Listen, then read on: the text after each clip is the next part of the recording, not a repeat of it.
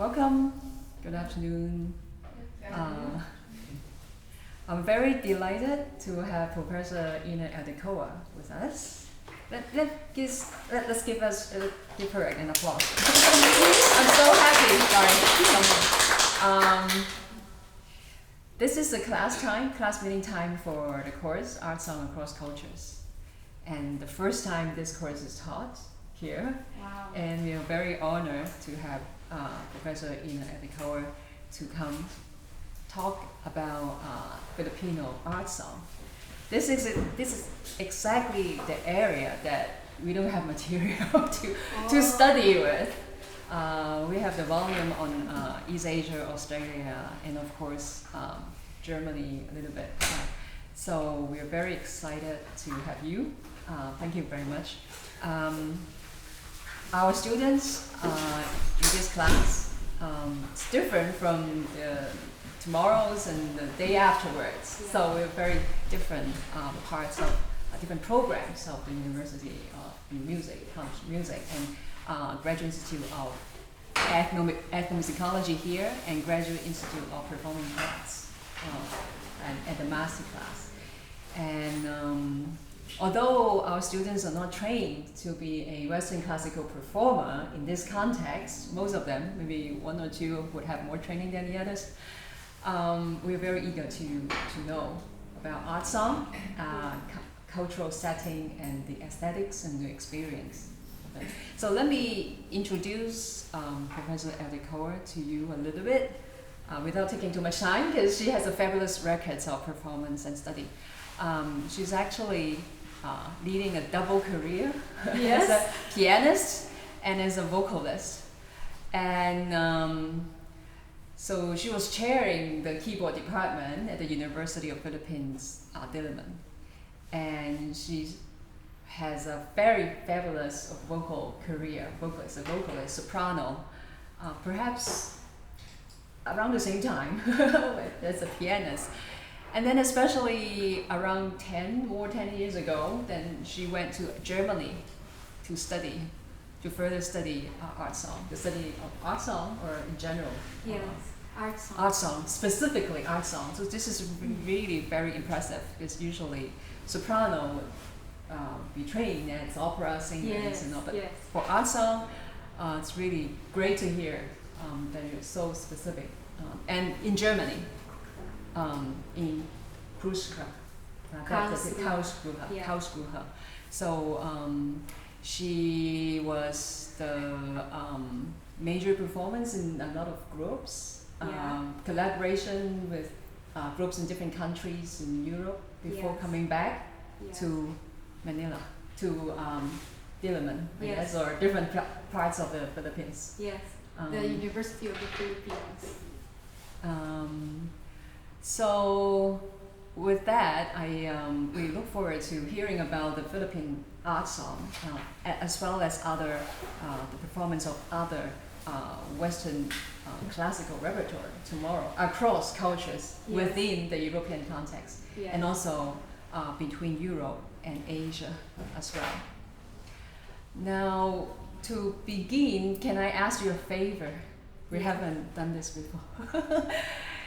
Since we're not trained, most of us, we're not trained as Western vocalists, can you perhaps give us a few notes together, sing together, so that we can open up our lung a little bit and experience the voice of ourselves? This is what I did in the first class meeting of my Art Song Cross Cultures. Yeah, we can do humming. Humming? Okay, just see how the expert. I will ask you to sit straight with your back more forward. Let's do humming.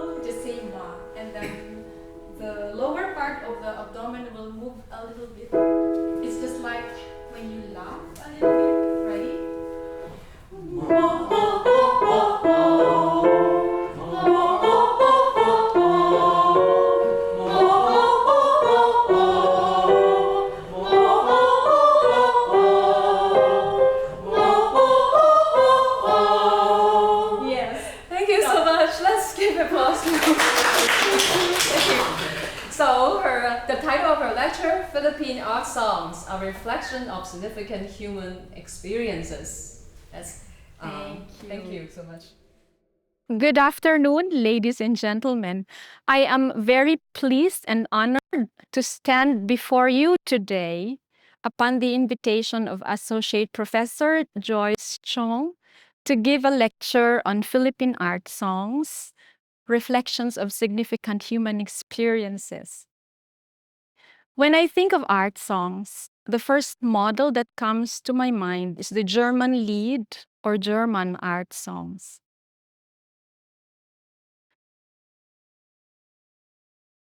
The history of German Lied is marked by the following periods: the polyphonic Lied, the Generalbasslied, Lieder.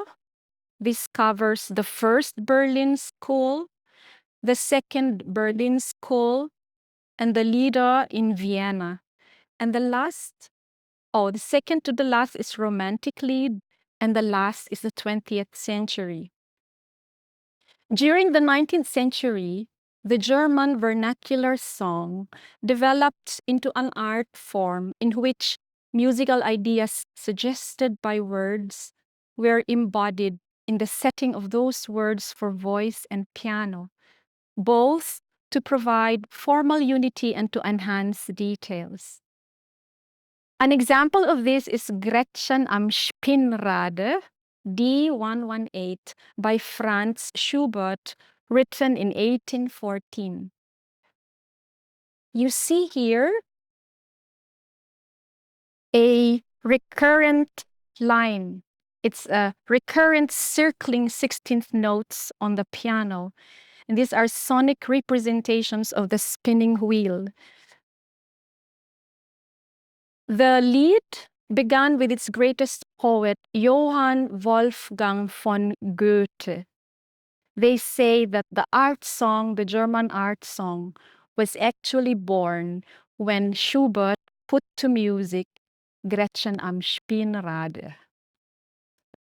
There are striking commonalities in the history of the German Lied and the history of the Philippine art songs. Both were influenced by the literary developments, had roots in the vernacular song, combining the styles and themes of existing genres with folk or traditional song, and expressing it through voice and piano. Art song is concisely defined as poetry set to music. In my own experiences and close work on this genre, I would like to define it this way. It is a genre that elevates poetry and music at par with each other. It is a work for voice and piano that bears the most personal thoughts and feelings of the poet and the music of the composer. It covers a wide spectrum of human concerns: spiritual, mental, emotional, physical, and sociological. It is a window to all these aspects using two important elements: word and music. Now we go to little historical background on my country. The history of the Philippines as a nation shaped all music and art forms. Philippines is an archipelagic country in Southeast Asia that consists of 7,641 islands, with a total area of roughly 300,000 square kilometers. There are three main geographical divisions: Luzon, this area, the Visayas, the middle part, and Mindanao. And there are 12 major languages. Filipino, which is a standardized version of Tagalog, is the national language, but English is also an official language spoken in the country. We are located below your beloved country. This is where we are geographically located. We are surrounded by vast seas, and we are situated in the Pacific Ring of Fire and the Pacific Typhoon Belt. This is our national flag.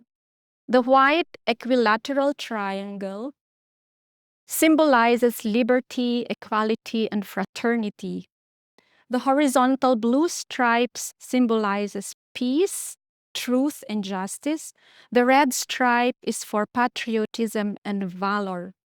At the center of the white triangle is an eight-rayed golden sun symbolizing unity, freedom, people's democracy, and sovereignty. Each ray represents a province or district with significant involvement in the 1896 Philippine Revolution against Spain. So the names of those places are Bulacan, Cavite, Pampanga, Laguna, Batangas, Tarlac, Nueva Ecija, and Morong, which is now a modern-day province of Rizal. Art song is a genre that is intimately connected with text. I would like to show you the evolution of our alphabet. During the pre-Hispanic era, we had baybayin. It had 3 vowels and 14 consonants. During the American colonization, all the way to the in the Spanish colonial era, 1550s to 1898, the Spanish alphabet was used with 5 vowels and 26 consonants. During the American colonization, all the way to the EDSA People's Revolution, that is 1940 until 1986, we used the Abacada alphabet with 5 vowels and 15 consonants. The 1987 Constitution replaced the Abacada alphabet with the Filipino alphabet that has 5 vowels and 23 consonants. I would like to read aloud the Abacada alphabet. Please say it after me. A, ba, ka, da, e, ga, ha, i, la, ma, na, nga, o, pa, ra, sa, ta, u, wa, ya. Thank you. That gives you a hint on how the Filipino language sounds. Let me introduce you to some words. Please say them after me. Ako, ikaw, tayo. Oo. Hindi. Kumusta ka? That means how are you? Mabuti. It means good. Maraming salamat. That's thank you very much. Okay. The evolution of our alphabet is a reflection of how the history of the Philippines from the prehistoric all the way to the current times shaped our culture. The same goes with Philippine music and the arts.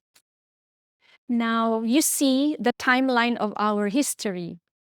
Prehistoric period, pre-colonial period, Spanish colonial period, American colonial period, Japanese occupation, post-independence period, Marcos era, and the contemporary period. The prehistoric period saw the emergence of the rice terraces of the Philippine Cordilleras. It is a UNESCO World Heritage. The rice terraces of the Philippine Cordilleras is an outstanding example of an evolved living cultural landscape that can be traced as far back as 2 millennia ago in the pre-colonial Philippines. The terraces are located in the remote areas of the Philippine Cordillera mountain range on the northern island of Luzon, Philippine archipelago. Now, from 1900 to 1565, pre-colonial period was the time when the Baybayin script was used for the Tagalog language, and the Laguna copperplate inscription, the earliest known extant calendar-dated document found in the Philippines. It is an official acquittance or debt relief certificate inscribed onto a copper plate in the Shaka year 822 or the Gregorian calendar AD 900. Now, let us listen to excerpts of pre-colonial epic chants.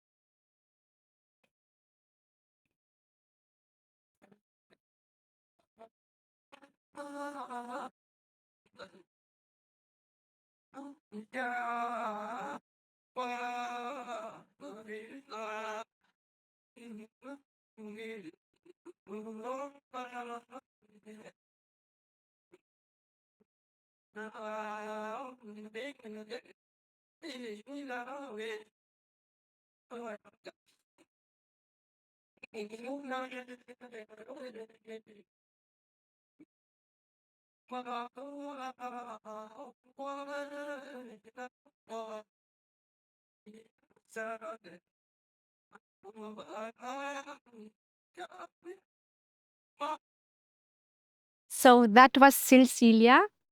It came from that area where you saw where the rice terraces are. Okay. The next epic is called Darangen. It is chanted in verse with a certain meter. It may be narrated or sung.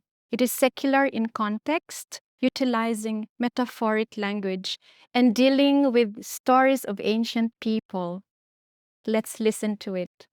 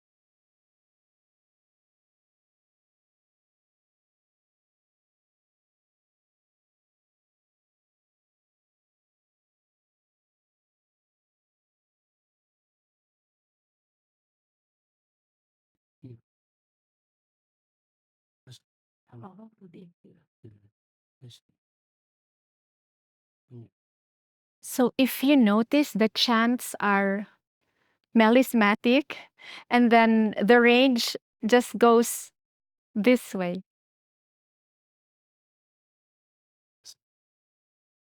Melismatic, yeah. And then like many melodies for a particular vowel.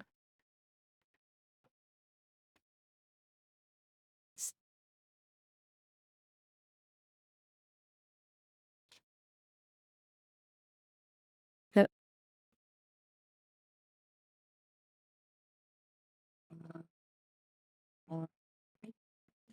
I think the two sounds played.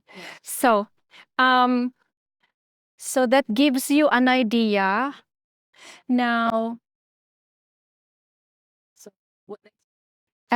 we can go to the last one, Agyo. It talks about the adventures of Agyo, which is ancient character in our history. This is from Mindanao.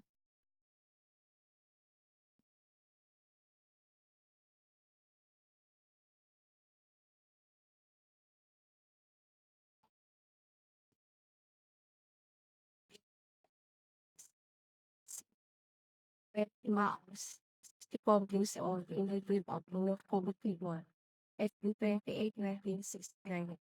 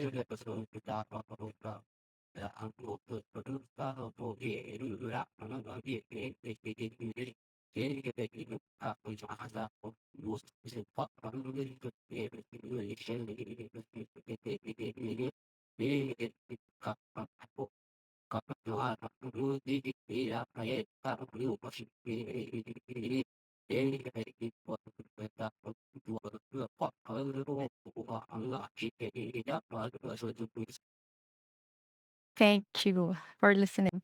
Now, during the pre-colonial period, the Filipinos used folk poetry. These are poems belonging to an oral tradition.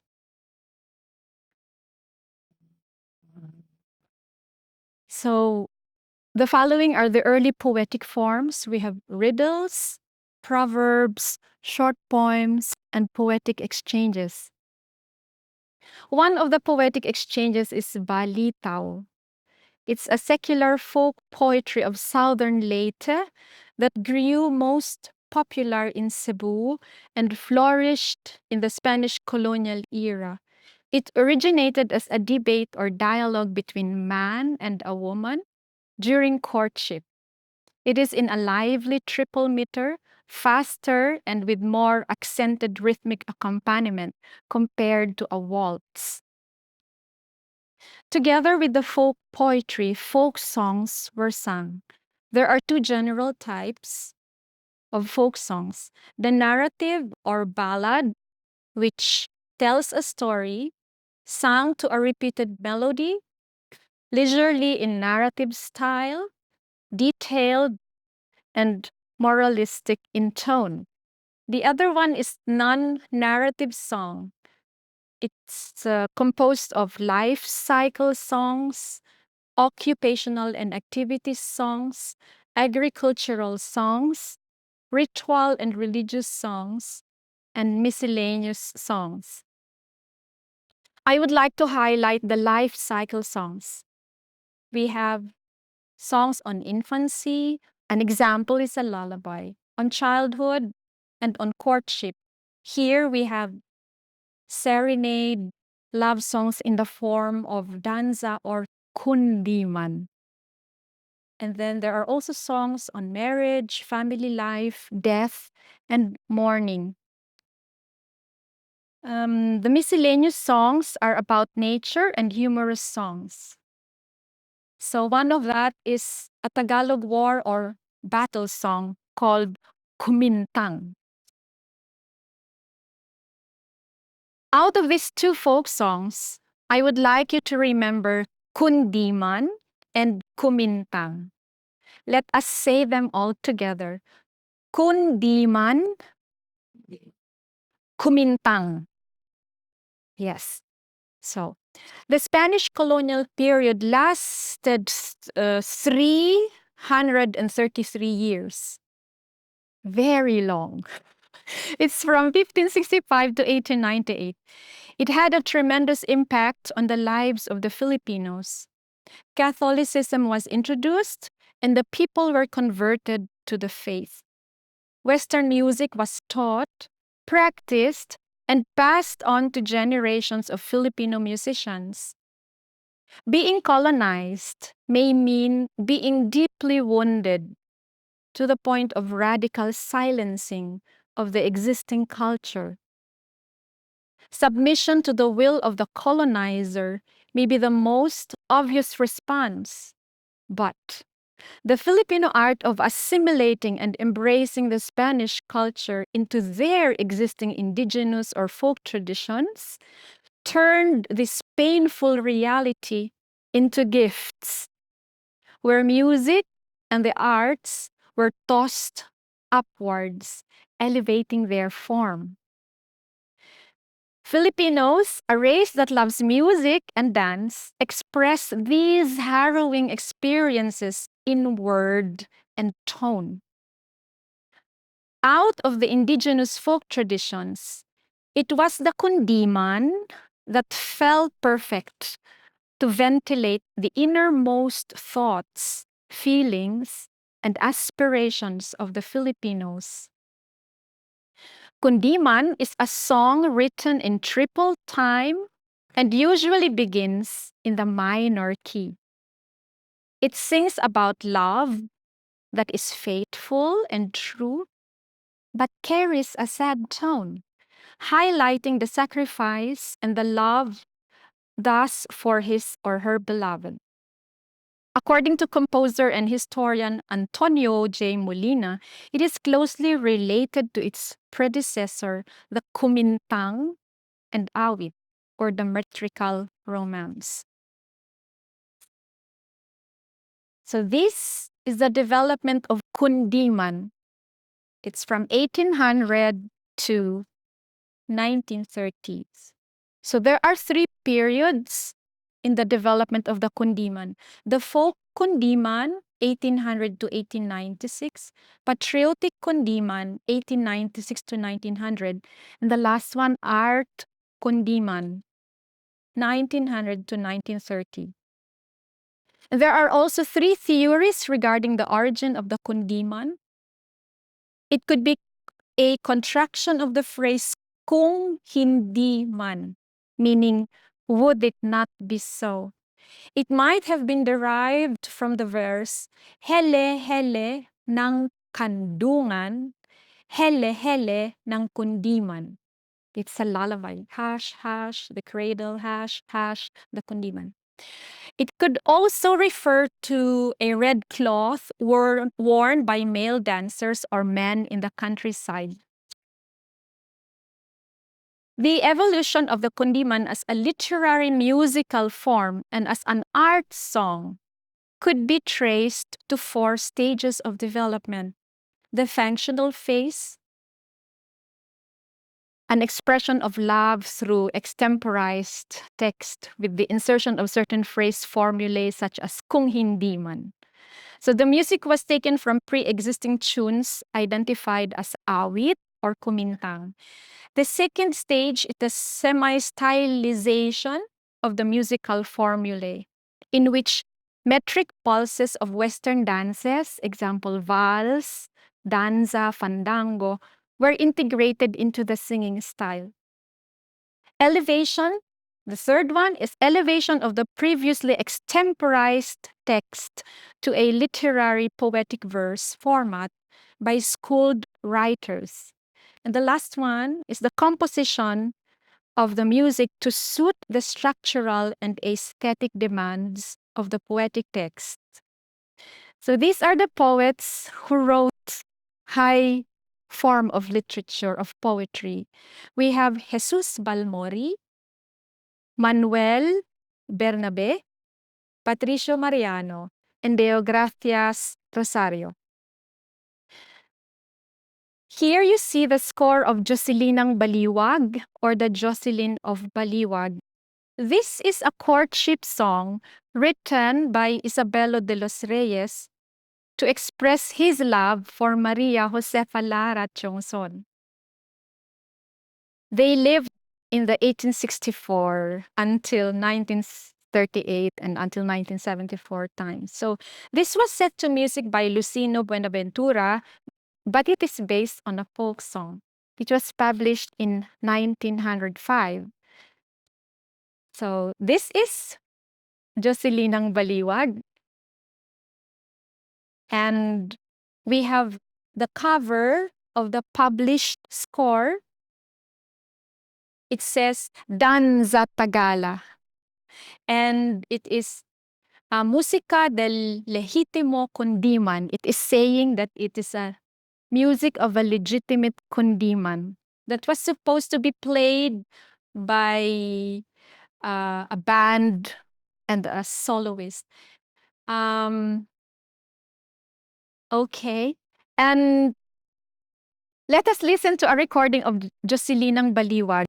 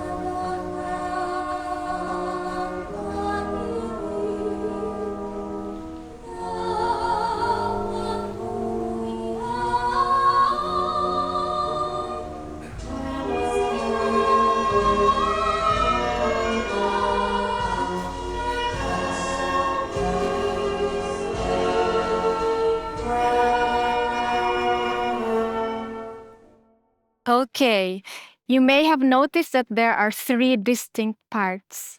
So that was how our kundiman started.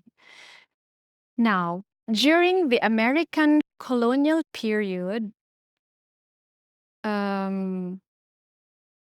things changed. So after 333 years of Spanish colonization, Philippines became the colony of America from 1898 to 1946. It began with the outbreak of the Spanish-American War in April 1898 and concluded when the U.S.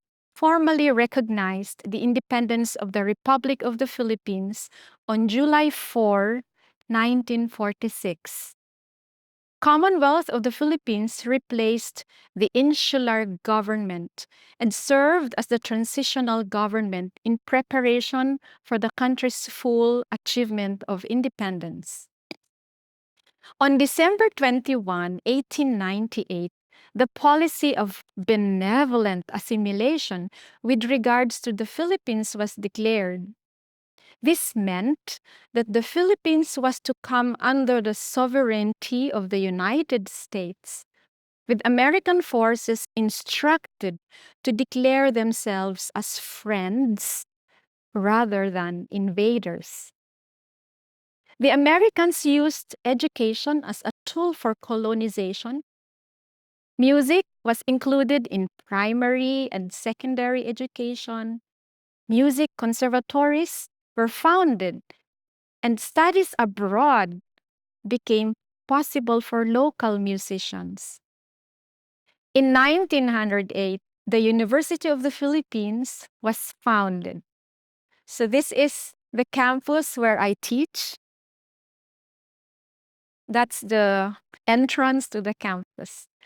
On September 4, 1916, the Philippine Assembly passed Act 2623, establishing the State Conservatory of Music of UP of the University of the Philippines, envisioning a conservatory for musicians which, I quote, would be the pride of the Philippine Islands, end of quote. The conservatory became molded after American music schools. It transitioned from a conservatory devoted to the protection of Filipino music to a music school endowed with the purpose of developing a truly state conservatory of music with a research orientation. Under its first director, Robert Schofield, who taught the music students to use folk songs in compositions, new Western vocabulary elevated the quality and level of Filipino music.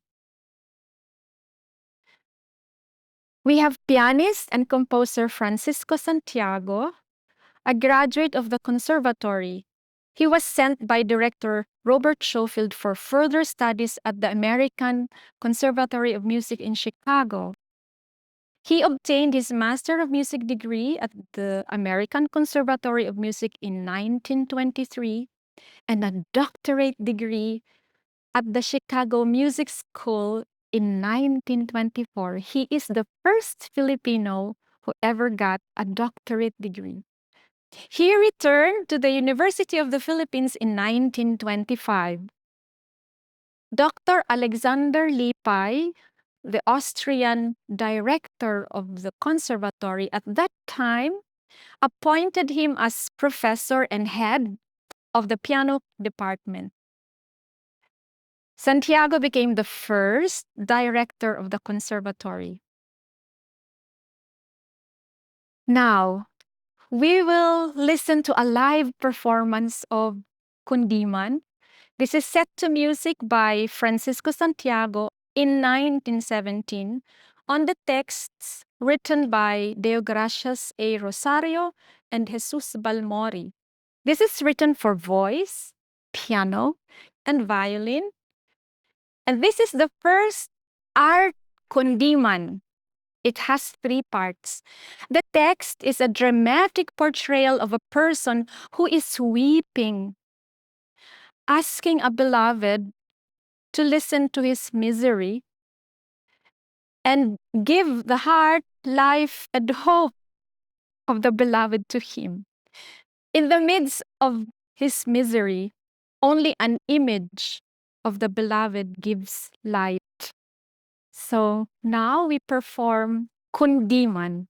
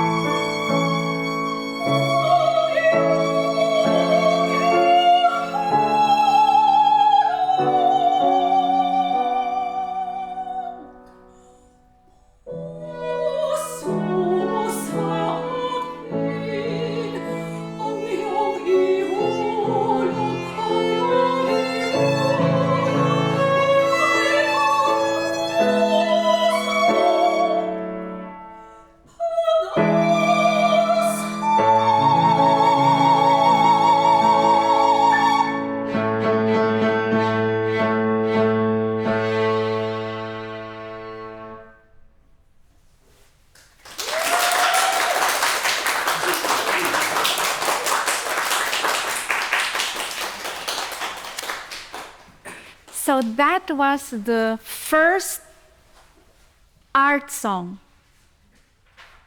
written using the early traditions of the Kundiman. In May 1931, Nicanor Abelardo, another outstanding graduate and faculty member of the UP Conservatory of Music, was granted a scholarship at the Chicago Musical College. Abelardo absorbed the new musical style he was exposed to and was greatly influenced by the musical innovations of the Second Viennese School. That means Arnold Schoenberg, Alban Berg, and Anton Webern. And another one who influenced him is Paul Hindemith. Let us listen to Marianang Pasig Muse of Pasig, set to music by Nicanor Abelardo in 1926. The text was written by Deogracias Rosario. Set in atmospheric key of E-flat minor, Butianang Pasig reveals two characters, the narrator and the muse. The scene brings us to a moonlit night along the river Pasig. The muse speaks. I was once a princess in the kingdom of love. When love died, so did my kingdom. My strength has gone and now lives in your hearts. If you want me to live again, give me back my love. The lost kingdom and love allude to the lost freedom during the Spanish and American colonial periods. It used the traditional form kumintang, which is originally a warrior song that developed into a song dance form during the Spanish colonial period. I will ask you to clap the rhythm after me. It's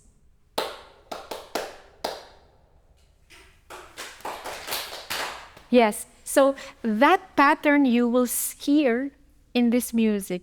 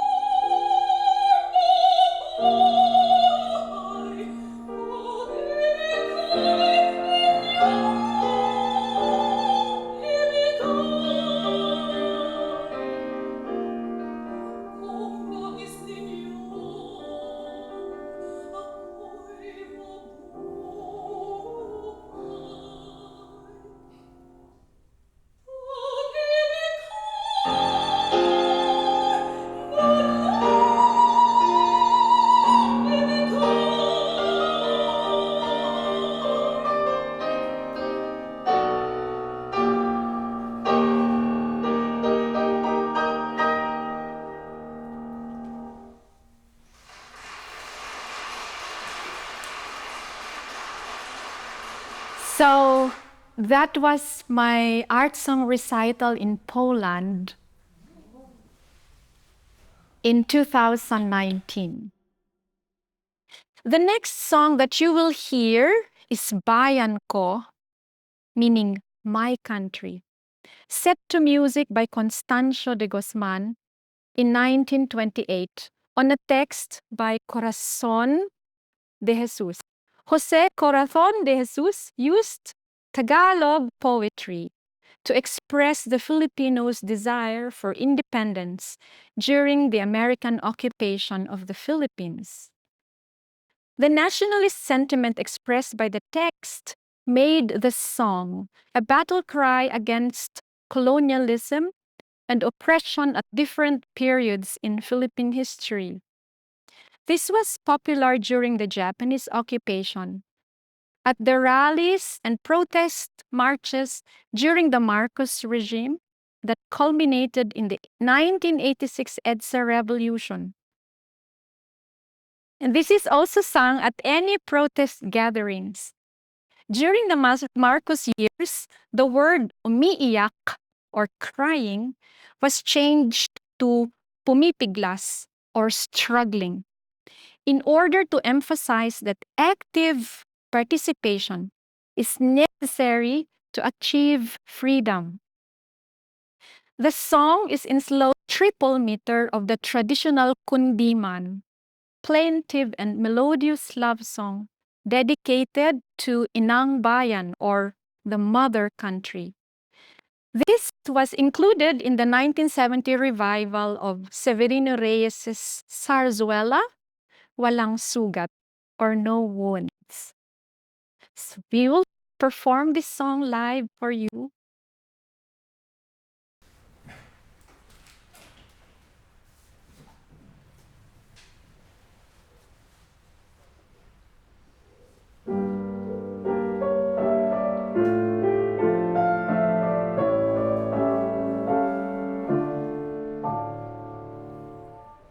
Ang bayan kong Pilipinas, lupain ang iyong bulaklak, pag-ibig sa kanyang palad, nag-aalay ng ganda't tiyak, at sa kanyang lumiak ganda, dayuhan ay nahalina. Bayan ko, binbihag ka, nasadlak sa dusa. Iwan mo'y layang lumipad, kulawin mo at umiiyak. Bayan ba kayang saktan liyak, ang dilag na siyang makaalpas. Pilipinas kong minumatya, pugad ng luha ko't talika. Aking adhika, nakita kong saktan.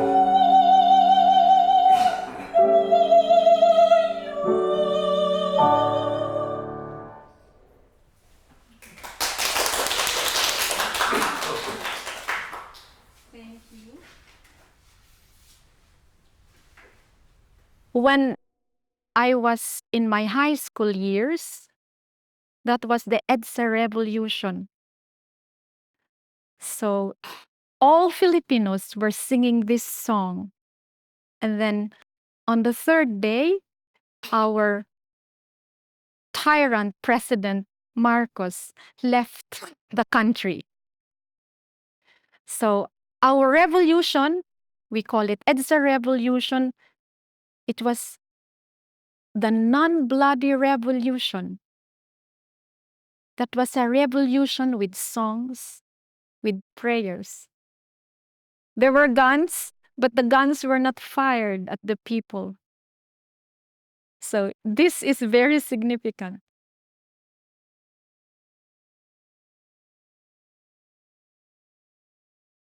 In 1934, Jorge Bocobo created the President's Advisory Committee on Dances and Folk Songs, headed by Francisco Santiago. These are the tasks of the committee: to collect folk songs and folk dances, perform them in different parts of the country, publish historical writings on Filipino songs and dances. 1934 also saw the passage of the Philippine Independence Act that resulted to a presidential election in 1935. Manuel L. Quezon was elected and inaugurated as the second president of the Philippines. The Japanese occupation period from 1942 to 1945 threw Filipinos back again into a harrowing state where bloodshed became a daily occurrence. It is so painful that the grandparents of my generation would shed tears as they recount their own experiences during the war. There is one thing good that happened during this period. The Japanese colonizers enforced the establishment of a new Philippines by laying down the spiritual foundation that will be the support for culture, also where politics, economy, industry, and the education are based. It aimed at purging the old idea of hope in Western countries, especially the United States and Great Britain. It encouraged a new Filipino culture based on an East Asian consciousness, our Asian consciousness. Let us listen to Ako'y Nangangarap. We will play this live for you. It means I am dreaming. Composed by Antonino Buenaventura in 1946. 43, during the Japanese occupation. The text, written by the composer himself, speaks of a person who is dreaming about the past. That past only has positive pictures of birds singing, of the sun always smiling in the east, and of mornings that are beautiful and blissful. At this point, Philippine art songs were no longer bound to the structure of kundiman. You don't hear A part, B part, C part. It starts with minor key, it goes to a major key, and it ends with a minor key, and then it's always sounding sad. So now this is different. So let's listen to Ako'y Nangangarap.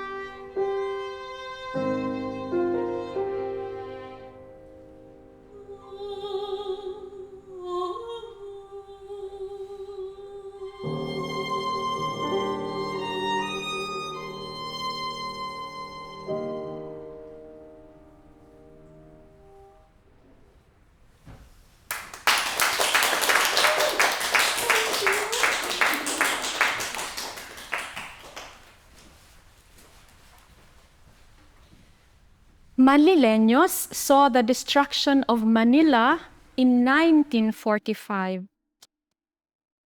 In 1946, Felipe Padilla de Leon wrote Payapang Daigdig, means peaceful world, as a tribute to the founding of the United Nations in October 1946. He wrote it that year, wishing that the Christmas of that year will be celebrated peacefully. Here is an arrangement of the first part of Payapang Daigdig that I sang in 2019 as artist in residence at the Brahms House in Baden-Baden in Germany.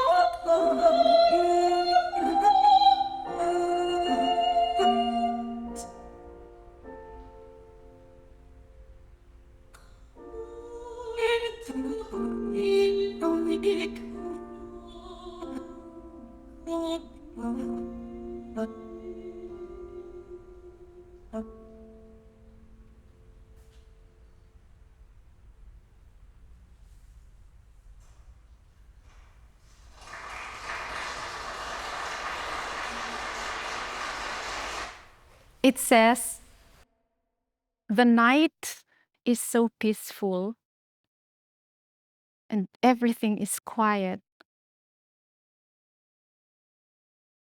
And even the stars, they are just there to give this very deep feeling of peace." And saying that peace is God's holy gift to humanity.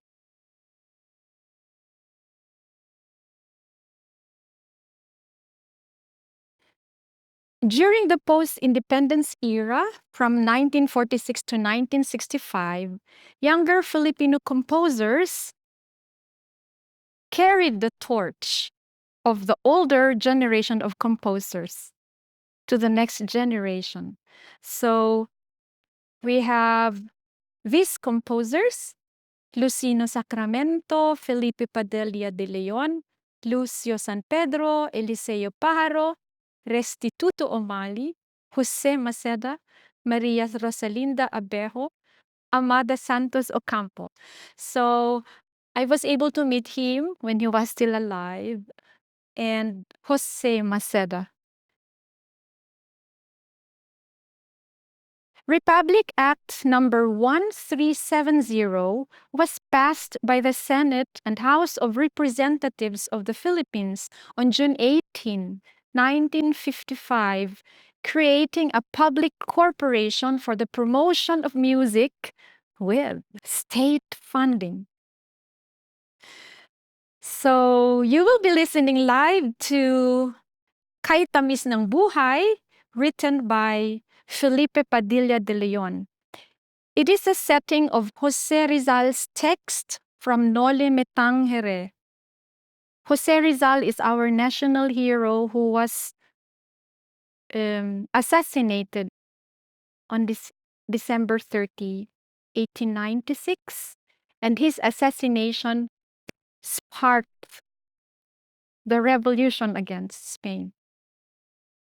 So this was first composed as a song, as an art song.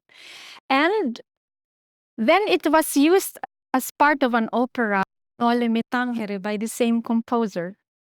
So the text speaks about how sweet life is in one's own country, where everybody seems to be a friend, where the breeze on the mountains is real life, where the breeze of the air is death for someone without a homeland, a mother, and a beloved, and where death for one's country is the ultimate sacrifice worthy of heaven.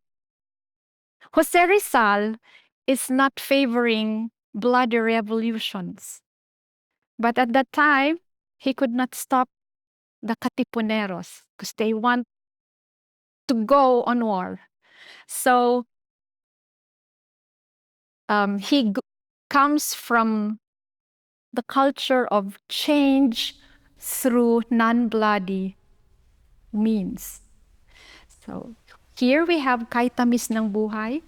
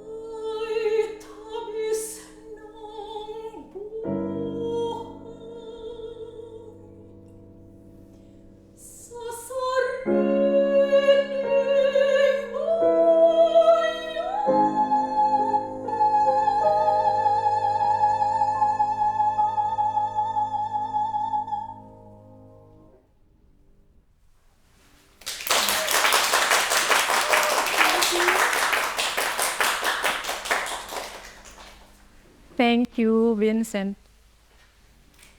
The Marcos era from 1965 to 1986 was marked by tyrannical rule and corruption. Martial law was declared on September 21, 1972.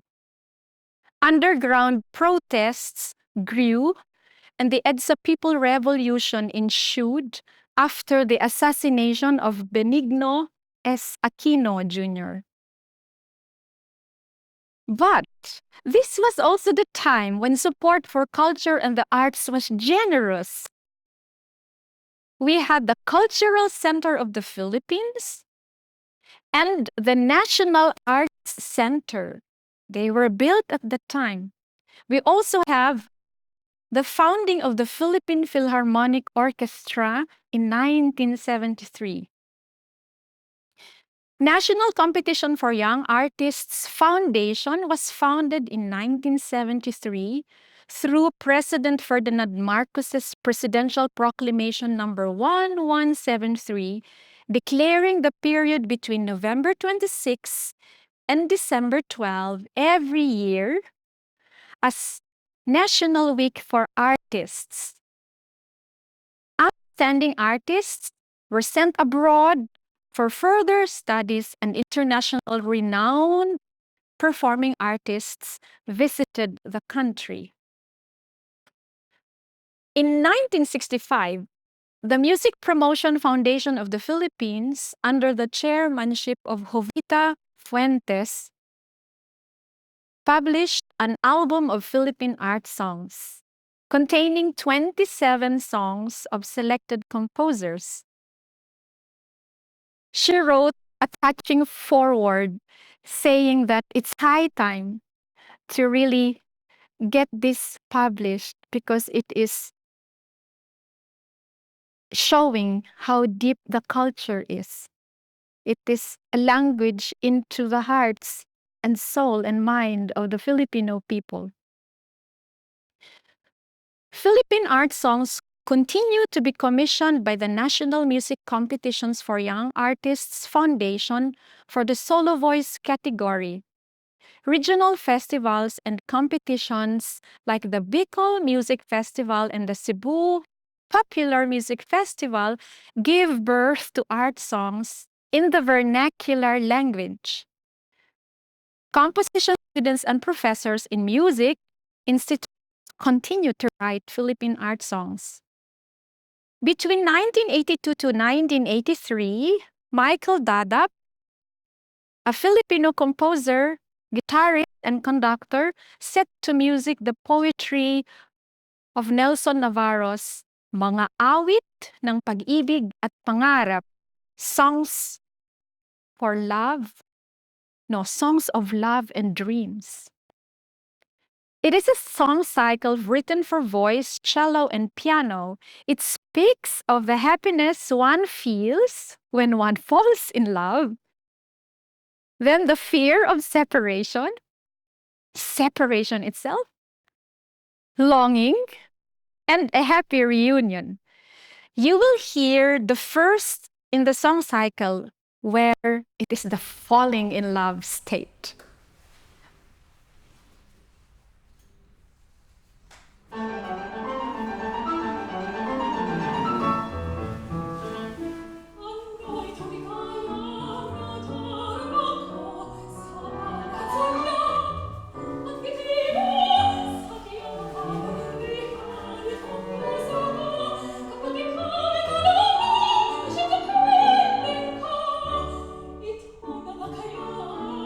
It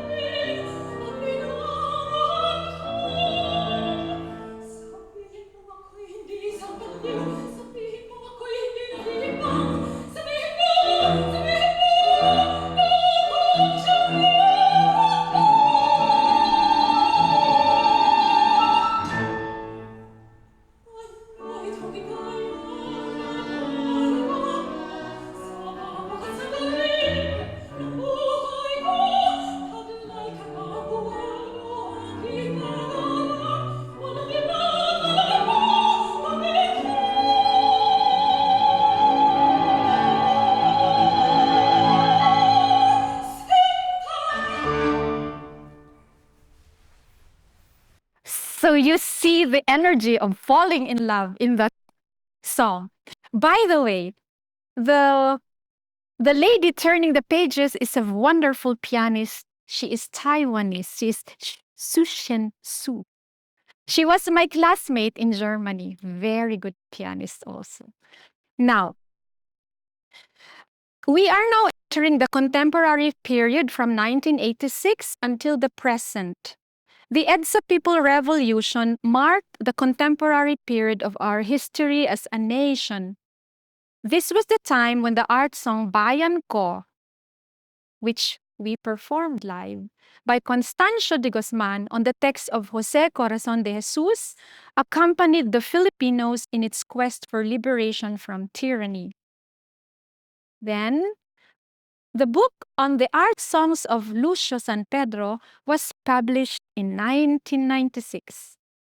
It includes 15 songs in English and Filipino, covering varied themes, 2 in English and 13 in Filipino. Lucio San Pedro became National Artist for Music in 1991. The songs were written between 1938 and 1983. One of the arrangements he wrote was the Payapang Daigdig, which you watched. There is a continuing practice of arranging folk songs and elevating them into an art song. One example of this is my arrangement of a Bicol folk song, Sarung Banggi, or One Night. It was commissioned for a film project revolving around the legend of the pineapple and released in 2022. Sarung Banggi is a Bicol folk song composed by Potenciano Gregorio of Santo Domingo, Albay. This is normally sung as a serenade or in gatherings of Bicolanos. In Sarung Banggi, one listens to a voice which at the onset seemed to be the chirping of a bird. Propelled by the call of the voice, one gets up, opens one's eyes, gazes at the dark horizon, looks up, and sees the face of the beloved. This encounter led to love, and this love led to one's transformation and joy at seeing the beloved's face. I used the following tools to highlight the poetry: melodic rhythm that follows the natural accent of each word, richer harmonies, free-flowing short introduction that sets the atmosphere of the night, slurs and lyrical lines to paint the mysterious night, descending minor second in high register to simulate the chirping of the bird, and vibrant rhythm and faster tempo in the B section to depict the state of being in love.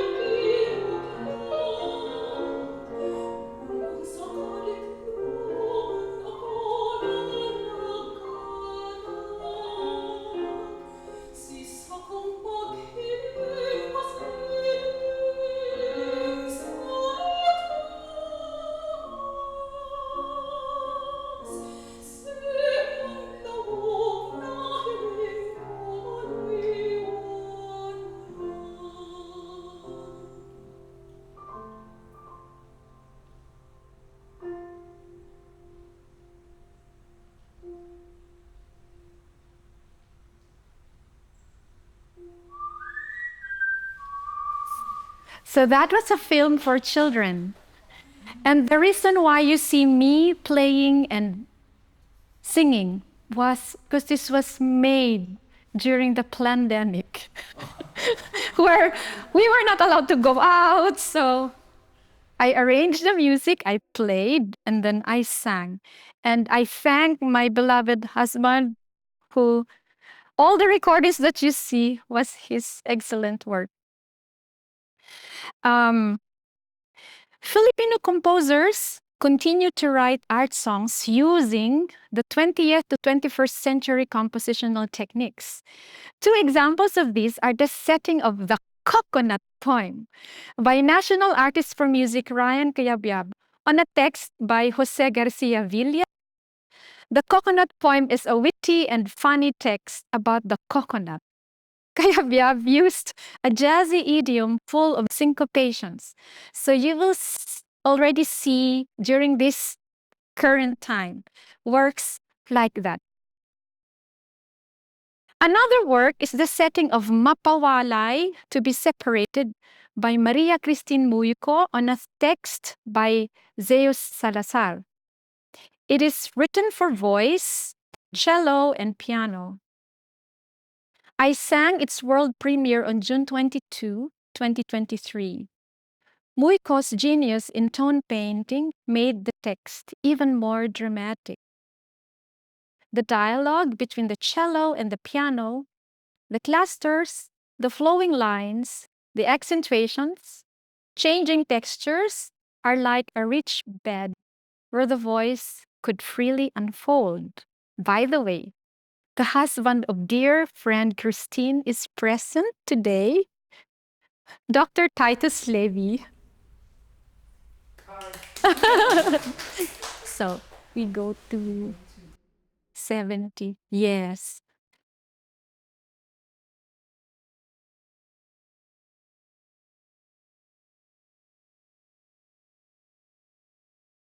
The former one, yes.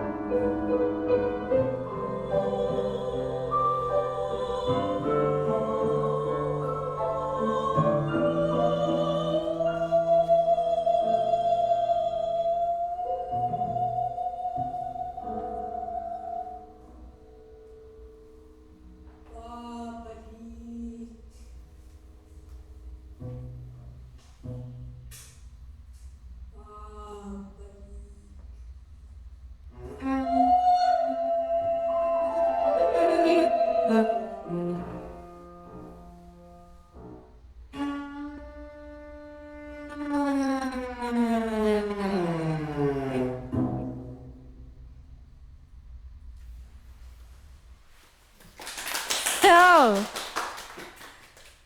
now we have works like this, making use of the contemporary language.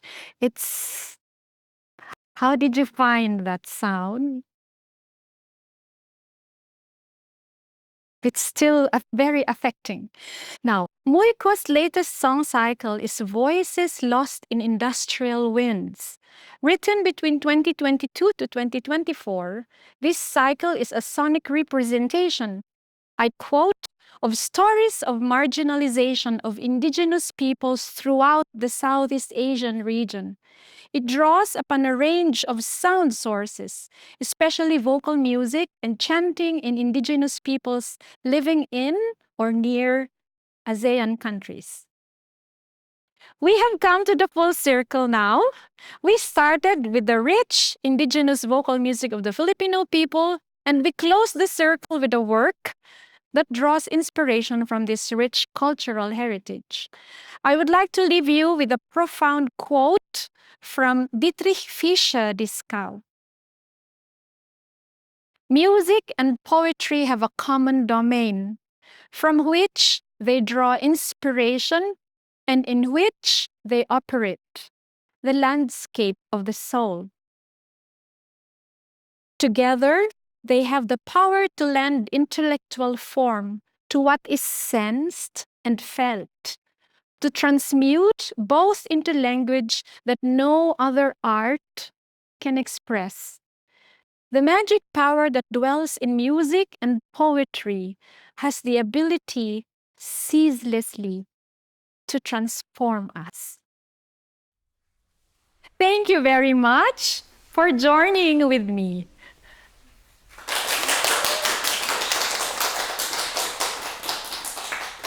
Oh, it's so wonderful. It's such a performance, also integrated with the lecture. I think we have to do that sometimes.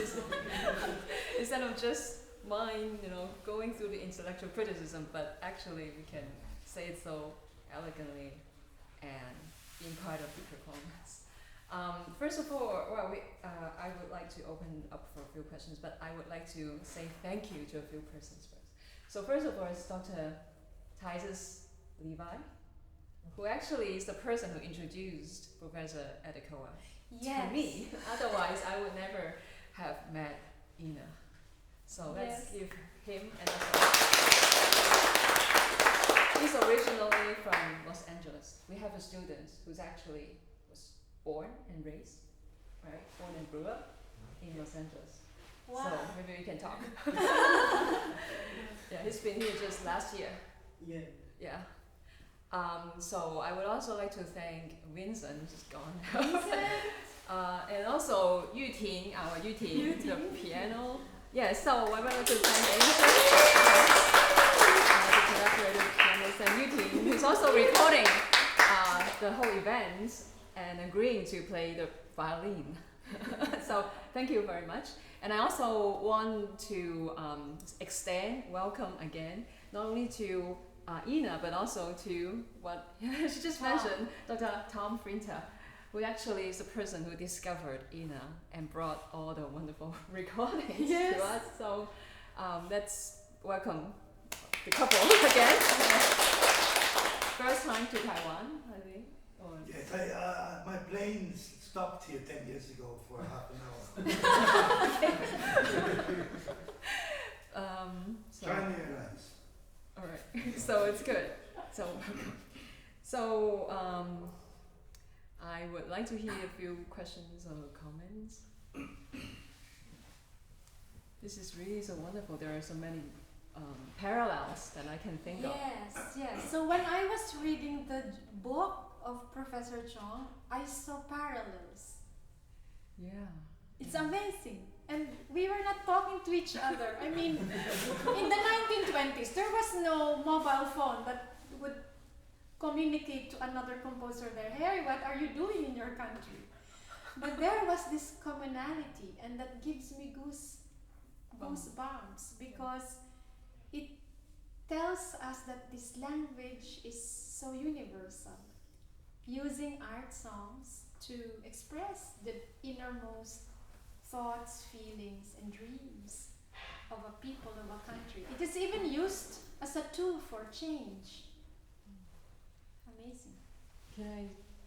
Any questions? Otherwise, I would have many. Yes, Chris, please. Thank you so much for the presentation. It was really amazing. Thank you.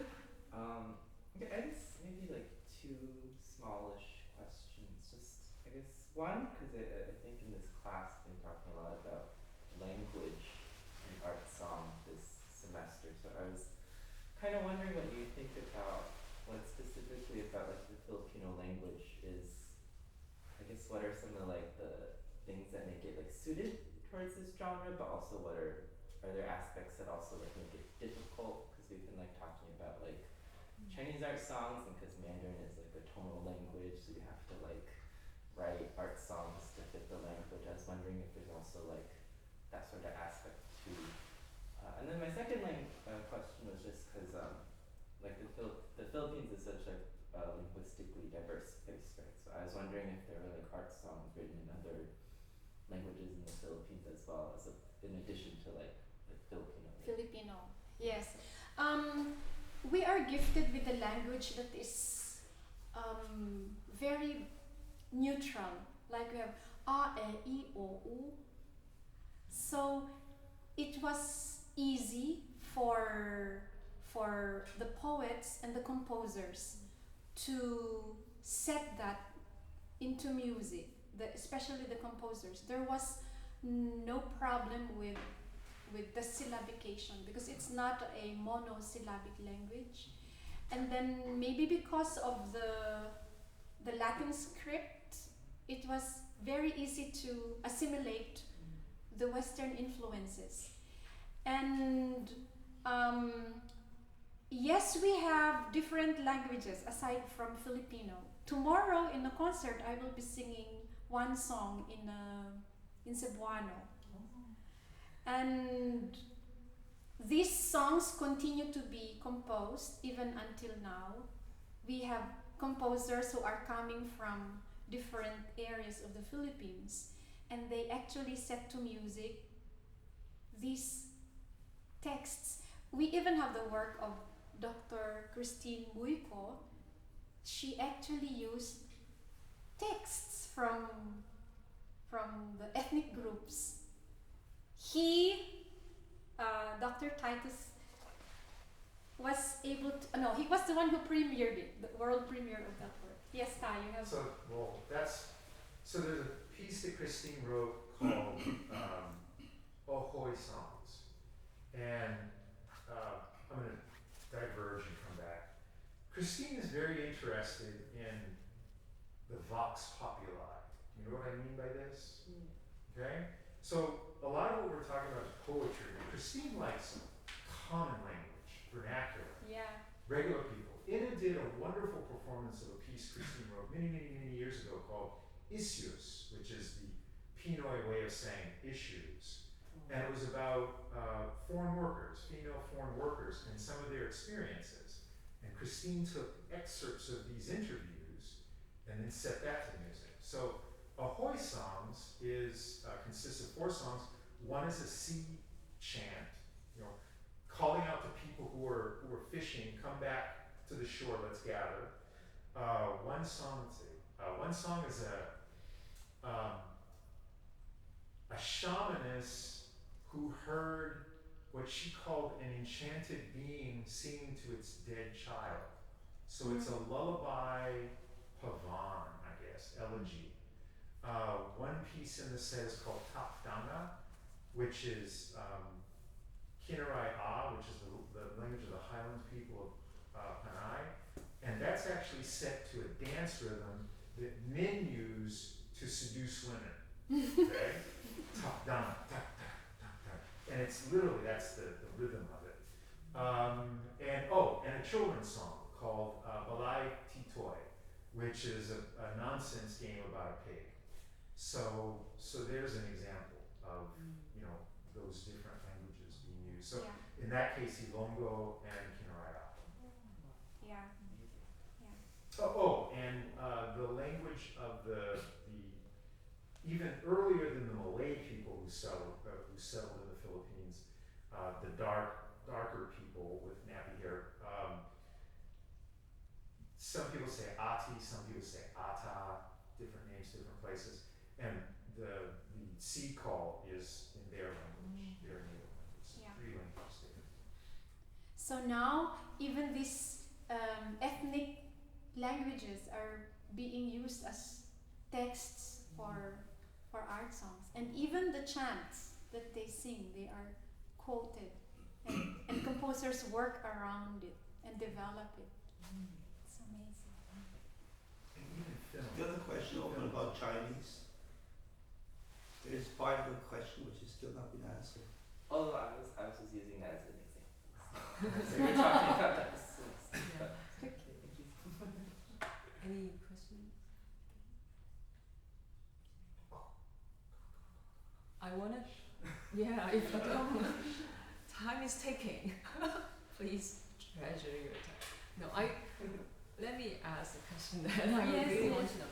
So Kundaman, you mentioned it has a form, Yes. right? So you mentioned ABC or different sections, and then minor, major, and minor coming back. I'm interested in the theme of love and dream, perhaps. That's being, is it part of the Kundiman tradition? Yes. Because it's still being expressed or Like featured right now. in reason. So I wonder how this interest or passion in these themes, are they considered as part of the Filipino tradition? Is it because of Kundiman, or is before Kundiman, or how should we understand that? That could be very much related to our culture as a people, like the minor key and the major key and the minor key, and you know this expressing deep love at the point of deep sacrifice, at the point of death. So it's such a dramatic approach to life, and it reveals the duality of the Filipino personality. You have this very, I would say, character that is submissive, and then that is loving or embracing sad things, and then you also have this other side which is positive, which is also capable of looking at change. And that could explain why, example, we have a Marcos again as a president. Even if we had a Marcos tyrant, whom we, sent out from the country. So you imagine this grief? And so it stemmed from this expression of love through Kundiman was used as an underground expression for revolution, because during the Hispanic colonial period, they were singing a Kundiman as a love song, but actually people were expressing it that woman is actually the mother country. Because at that time we were not allowed to hoist our own flag, to sing the anthems. So they used music, they used the Kundiman as an expression of that longing for freedom. But this, I don't know why we love to speak about and write music about love, but the dreams, they are always there. Maybe Tayas, do you have a? I'm going to come at it a little bit different angle. It's not just Kunima. It's if you turn on the radio and you listen to the pop songs that Filipinos like, they like puso, heart. Yes, yes. Lots of feel. Yes. Karen Carpenter is nearly a saint in the Philippines. So these melancholy, tinged ways of expressing love, romance, longing,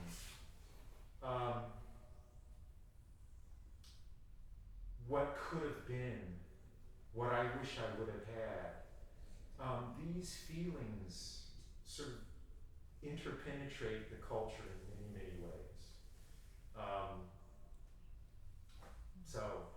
So it's not just kundiman, there's something in the connection between music and words, and something about the Philippine heart that's about love, but with melancholy and longing and loss and sacrifice. Yes, being sacrifice. centered.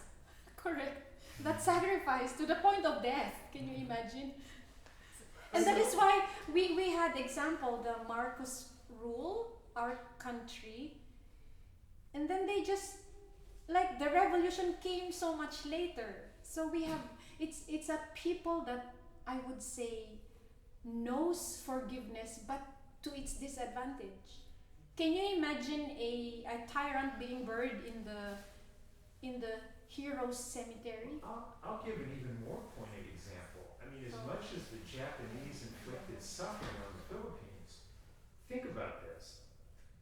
In those 3.5, 4 years that the Japanese were there, Filipinos wanted the Americans to come back. Now remember what the Americans did when we showed up.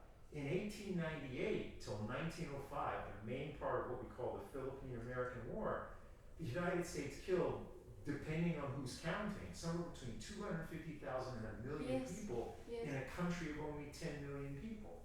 This is a colossal death rate in a war. And that isn't to say anything about the people who were made homeless, died of disease, were blinded, were maimed, were injured. No one got away from the suffering. And yet, they wanted the Americans to come back in 1945. Yeah. This is unlike any other place I've ever visited. I think Ty that will or that dream of the Americans coming back was like a response from the atrocities of the Japanese occupation, because during the American period the Filipino people felt somehow relieved that there's this beautiful assimilation, because there was education, there was progress. But then they realized, no, this is not actually what we want, because the Filipinos at that time were thinking, wow, we're freed from the Spanish. And they were happy. The Americans helped us to be freed from the Spaniards. And then it turned out the Filipinos at that time were thinking, we will be freed, finally. And only to realize that the Americans were there to suppress the people too. And that is why our culture, our academic system is very much modeled after the American system. There are many good things about it, but it's like a culture that has always been subjected to constant change, up to a point that who really is a Filipino? So I was talking to an ambassador, and he said, you know what, Anna, what is one striking quality of a Filipino? You have this power to assimilate. And through that assimilation, you express your own identity. And this is exactly what happened to our kundiman. So the composers used the original form, but dressed it with the Western language. But still, the topic is love to the point of death, sacrifice. So we have an innate melancholy in our hearts. And that could explain why people can love a telenovela from Korea or from Latin America. Because it gets right into the core. It's a country, it's a people that is, I would say, maybe we move more attached to our emotions. And sometimes the decisions are also emotion based. Mm. Yeah. Well, thank you so much. I think we have to end this wonderful lecture now because the next class is to begin. Yes, thank you. Yeah, let's give